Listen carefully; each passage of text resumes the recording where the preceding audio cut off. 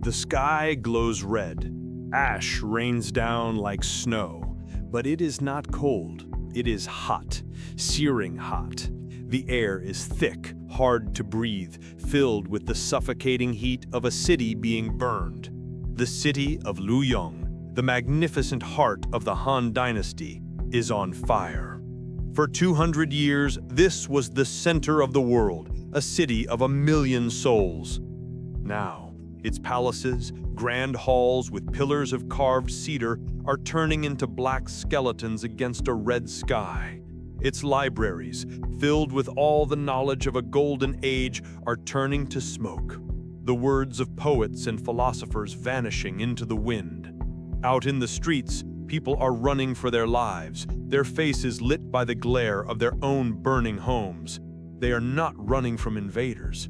They are running from their own soldiers, soldiers obeying one man.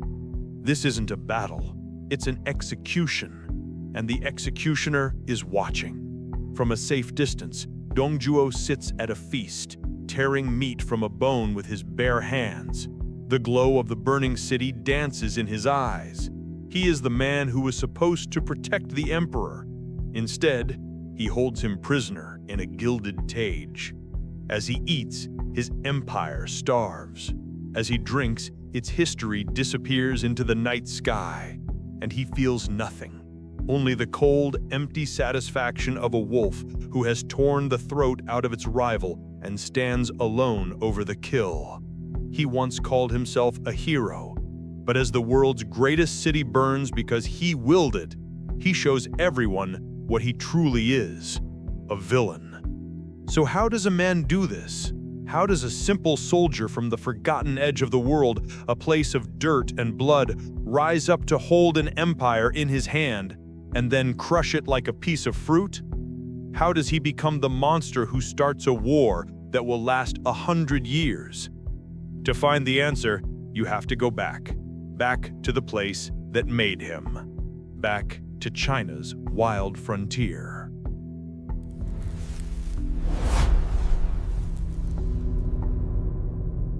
To understand a man like Dong Zhuo, you can't start in the palaces. You have to go to the edge of the world, his world, a place called Liang Province. This wasn't the real China, not the one of silk robes and polite whispers. This was the frontier, a land of dust that gets in your teeth, wind that cuts to the bone, and blood that soaks into the dry earth and is forgotten. A place where the mountains looked like broken teeth against the sky. The rules here were simple: be strong or be dead. The men who lived here weren't fancy. Their faces were leathered by the sun, their hands calloused from holding a spear. They were survivors. This was the world that created Dong Zhuo. He wasn't born a lord, but he was born into the army life. From the time he was a boy, he learned that power didn't come from books, it came from the end of a blade. He grew up with the tribes on the border, the so-called barbarians. He learned their languages. He learned how they fought with a wildness the imperial soldiers had forgotten. He learned their secrets. It made him different from the soft officials in the capital who knew nothing of the real world. He was strong, built like a bull, a master with a bow who could hit a fly from a galloping horse. And he had a look in his eye that made people follow him or get out of his way. He knew how to share his winnings, how to make other men feel important. On the frontier, that's how you build a gang. That's how you build an army. But there was always a darkness in him, a coldness. They tell a story about him, a story that shows the man he was becoming. He invited the leaders of another tribe to a feast to make peace. They came, they ate, they drank from his cups. They thought they were making a friend. Then, Dong Zhuo brought out a group of captured enemy soldiers, bound and gagged. In front of his guests, As the music stopped and a terrible silence fell, he had the prisoners tortured and killed in the most brutal ways imaginable. And then, as his guests sat frozen in shock, he went back to the feast as if nothing had happened. The message was simple, and nobody who was there ever forgot it. My friend, I will reward you. My enemy, I will destroy you, and I will do it without blinking an eye. This was the lesson he learned on the frontier. Fear was a better weapon than loyalty. He spent years fighting for the emperor, becoming the government's attack dog. A very useful, very brutal dog. But a dog can turn on his master, especially a dog who is hungry for more.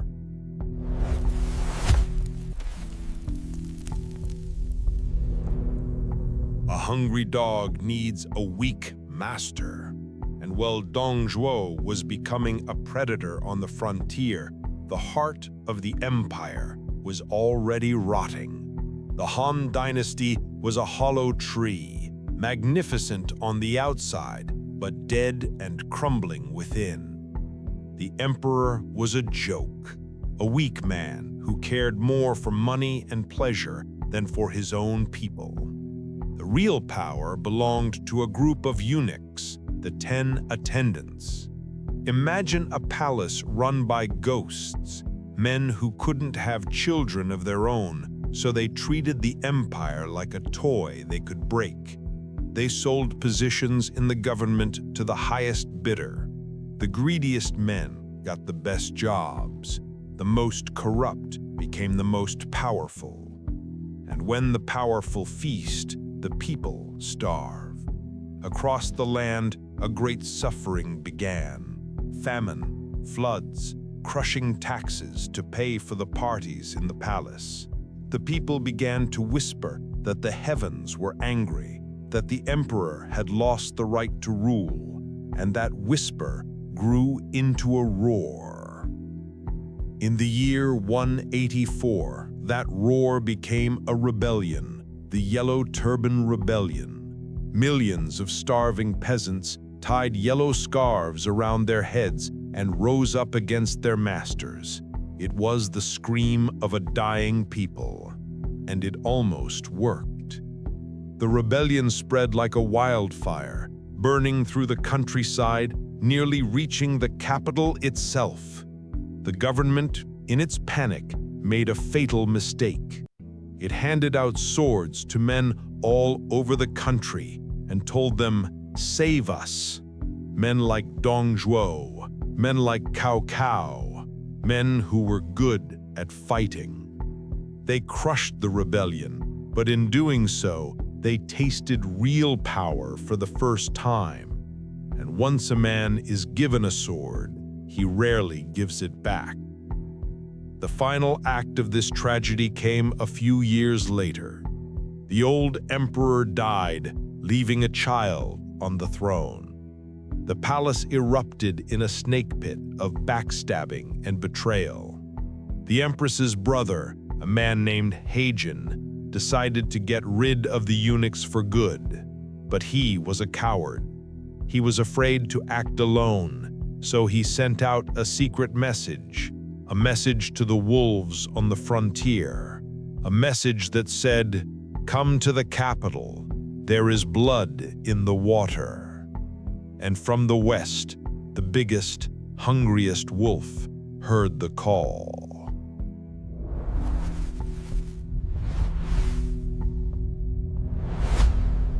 The wolf arrived to find the sheep already slaughtering each other.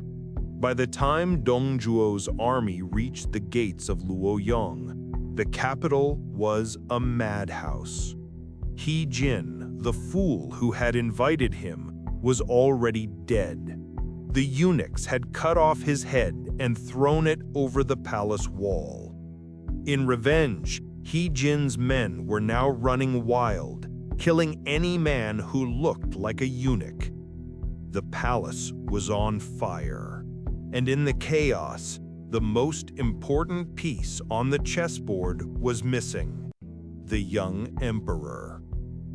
He and his little brother had been kidnapped by the last of the eunuchs and had fled into the dark countryside. Dong Zhuo, the cunning predator, saw his chance. This wasn't a mission to save the empire anymore. This was a hunt. He found the two boys on the bank of a river, shivering with fear. He knelt, not as a soldier, but as a savior. He picked them up, put them on his horse, and rode back to the capital. With this one single act, he had seized the ultimate prize. He who holds the emperor holds the power. He marched into Luoyang like a conquering hero. His frontier soldiers, with their hard faces and rough ways, were a shocking sight to the city's soft aristocrats. There was no question who was in charge now. But Dong Zhuo knew he had a problem. His army was small. There were other warlords in the city. He needed a weapon, a symbol of such terrifying strength that no one would dare challenge him. He needed Liu Bei. Liu Bei was a living legend, the mightiest warrior in all of China, a man who could fight 100 men and win. But he belonged to another master, a man named Ding Yuan. Dong Zhuo didn't care. He wanted Liu Bei, and he always got what he wanted. He sent a man to Liu Bei's tent in the dead of night. With him, he sent gifts, piles of gold, rare jewels, and a horse. Not just any horse, red hair, a beast of legend, a creature said to be able to run 1,000 miles without tiring. He was offering Liu Bei a chance to join the winning side. Liu Bei was a great warrior, but he was also a man of great ambition. That night, he walked into his master's tent, the man who had raised him like a son, and he killed him. He cut off Ding Yuan's head and brought it to Dong Zhuo as a gift. Dong Zhuo threw a great feast. He called Liu Bei his son. The message was sent. The most dangerous man in the world now worked for Dong Zhuo. With his new weapon at his side, Dong Zhuo made his final move. He stood before the court and declared that the young emperor was not fit to rule. He was weak. He was a child. Dong Zhuo pushed him aside and put the boy's younger brother on the throne, an even smaller child, an even better puppet. He then named himself Chancellor. The man from the frontier was now the master of the empire. The Han Dynasty had survived corruption, but it would not survive this.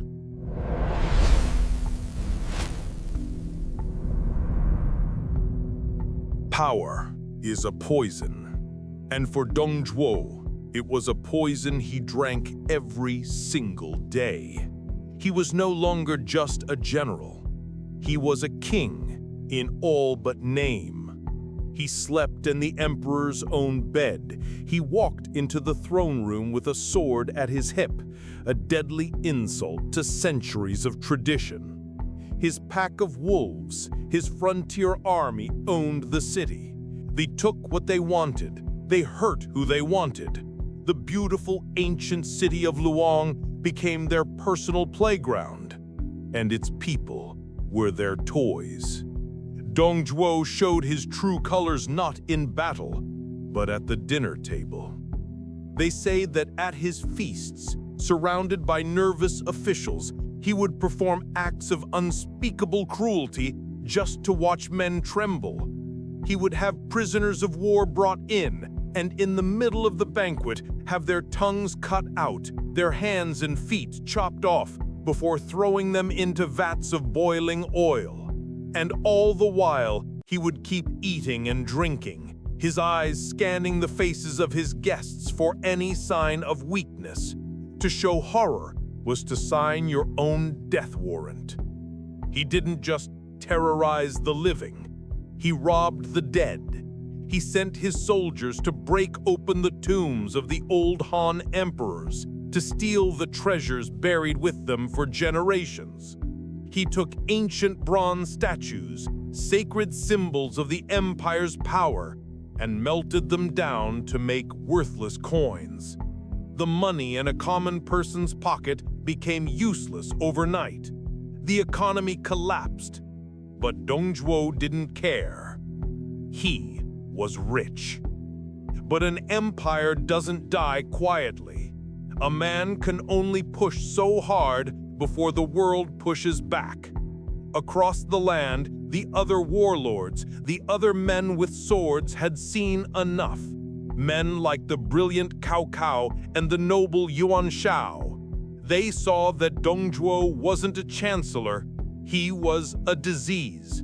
And the only cure was the sword. They formed a grand alliance, a coalition of armies all marching with one purpose: to kill Dong Zhuo and save the Han. A cornered wolf is the most dangerous kind. Dong Zhuo, for the first time in his life, was afraid. He saw the armies gathering, a tidal wave of steel coming for him. So he made a decision born of pure spite. He would flee. He would move the entire government west to the city of Chang'an, a place where he felt safer. But he would not leave Luoyang for his enemies. He gave one final monstrous order. He told his army to take everything of value, to force every single citizen out of their homes and on a death march west. And then, to burn the city to the ground. In destroying Luoyang, Dong Zhuo wasn't just burning buildings. He was burning the very idea of the empire. He was showing the world that if he couldn't have it, nobody could.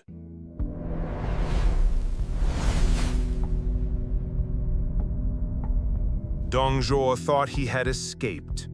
He thought that by putting a mountain range and hundreds of miles between himself and his enemies, he was safe. In his new capital of Chang'an, he built himself a fortress, a pleasure palace called the Citadel of Meiwu. It was a monument to his ego and his fear. The walls were said to be as thick and high as the capital's. Inside, he had enough food to last for 30 years. He had treasure stolen from the tombs of emperors. He had a harem of 800 women. He told everyone that if he succeeded, he would rule the empire from his castle. If he failed, he would live out his life there like a king. But his fortress wasn't a castle. It was a cage. A golden cage he had built for himself. Because the real threat wasn't outside the walls anymore. It was inside. Inside the city. Inside his own court. Inside his own mind. The poison of absolute power had finally gone to his head. He saw assassins in every shadow. He saw traitors in the faces of his most loyal men. He flew into fits of rage over nothing, his temper as wild and unpredictable as a thunderstorm. He grew fat and sick, his body as corrupted as his soul. And the one man he needed to trust the most was the man he began to push away. Liu Bei, his adopted son, his ultimate weapon. Dong Zhuo started to treat the proud warrior like a dog, humiliating him in front of the entire court. In one famous fit of rage, he threw a halberd at Liu Bei, nearly killing him.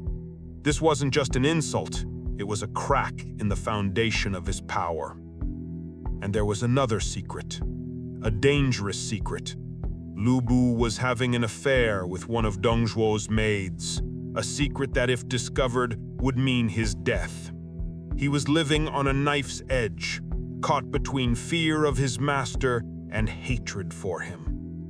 While the tyrant rotted in his fortress, a quiet spider was spinning a web. A loyal minister named Wang Yun saw the cracks forming. He saw the fear in Lu Bu's eyes. He saw the tyrant's madness, and he devised a plan. A patient, brilliant, deadly plan. The famous stories like the Romance of the Three Kingdoms tell us he used a beautiful woman as bait, a woman named Diao Chan.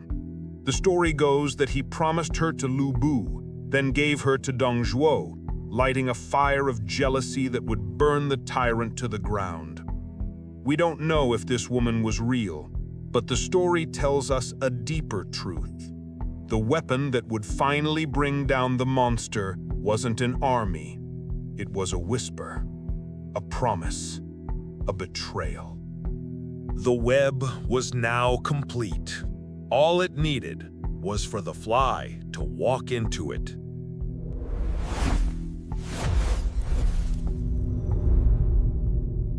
The fly walked right into the web. A tyrant is always blindest when he is staring at his own reflection, and Dong Zhuo was blinded by his greatest desire, to finally be called emperor. The spider Wang Yun sent him a message, a lie, wrapped in the silk of ceremony. The emperor, he said, was ready to abdicate. The dragon throne was his for the taking. Dong Zhuo believed it. He had crushed all his enemies, or so he thought. He had the army. He had the fear of every man in the court. Why wouldn't the heavens finally give him the title he deserved? So on that fateful day, he left the safety of his fortress. He rode in a grand chariot, dressed in his finest robes, a procession of soldiers around him. But at the head of that procession, riding the legendary steed Red Hair, was Lu Bu, and his face was a mask of stone. Dong Zhuo was a superstitious man. On the way to the palace, they say, the wheel of his chariot broke, a bad omen. But he was too close to his prize to turn back. He laughed it off. He was invincible. As his chariot passed through the palace gates, the trap was sprung. The gates slammed shut behind him. Soldiers loyal to Wang Yun appeared on the walls, their spears and halberds glinting in the sun. Dong Zhuo's personal guards were cut down in seconds. He was alone. Confused, he looked around in a panic, and he cried out the name of the one man he believed could save him. The one man he thought was his son. Where is Lu Bu? And Lu Bu stepped forward, not to protect him, not to save him. He held up a piece of paper, an imperial edict, and his voice was as cold as the frontier winter. I have an order, he declared, to execute the traitor. In that single moment, Dong Zhuo understood everything. The lies, the betrayal, the web.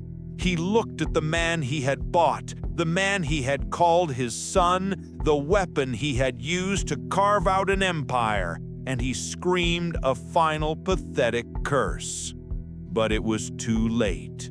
Lu Bu thrust his halberd forward. The blade, sharp and merciless, ended the tyrant's reign in a spray of blood. The news spread through the city like lightning. The monster was dead, and the city of Chang'an exploded in celebration. People who had lived in fear for years poured into the streets, laughing, cheering, trading wine and food. They had their city back. They had their lives back. But the story doesn't end there. The end of a tyrant is often as ugly as his life. According to the stories, his body was dragged into the public square and left for all to see. He had grown so fat from his life of excess that an officer had an idea, a final grotesque insult. He stuck a wick in the tyrant's navel, and he lit it. And Dong Zhuo's body burned for days, fueled by its own corruption. The tyrant who burned Luoyang now burned himself. A fitting end for the man who had set the world on fire.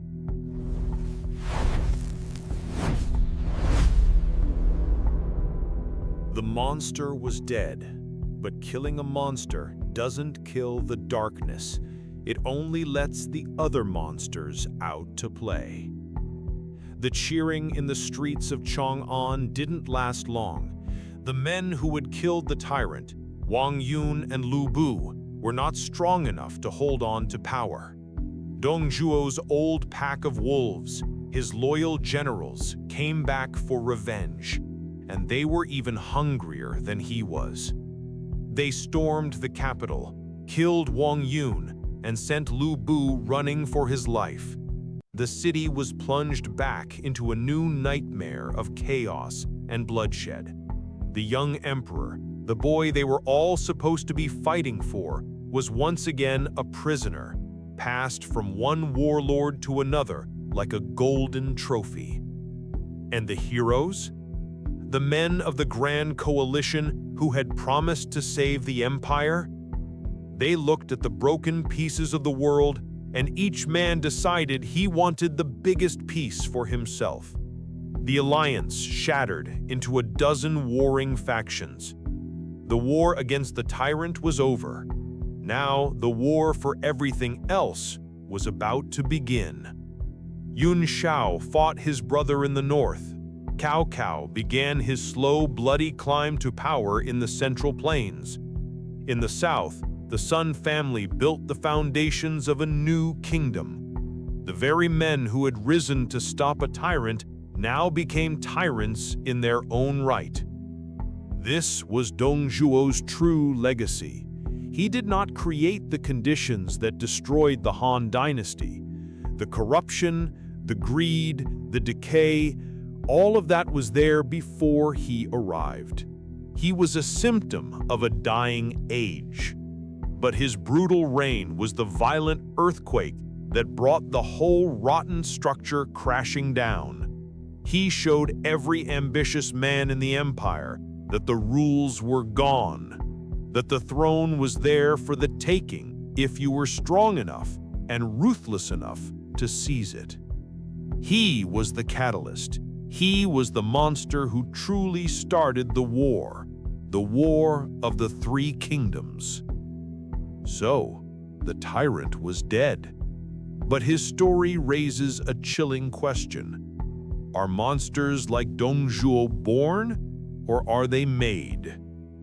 Join us as we journey back to the beginning in our upcoming video, The Wars That Made the Tyrant, to uncover how the harsh frontier forged a young soldier into a ruthless monster, and then witness the explosion he caused in the war against the coalition.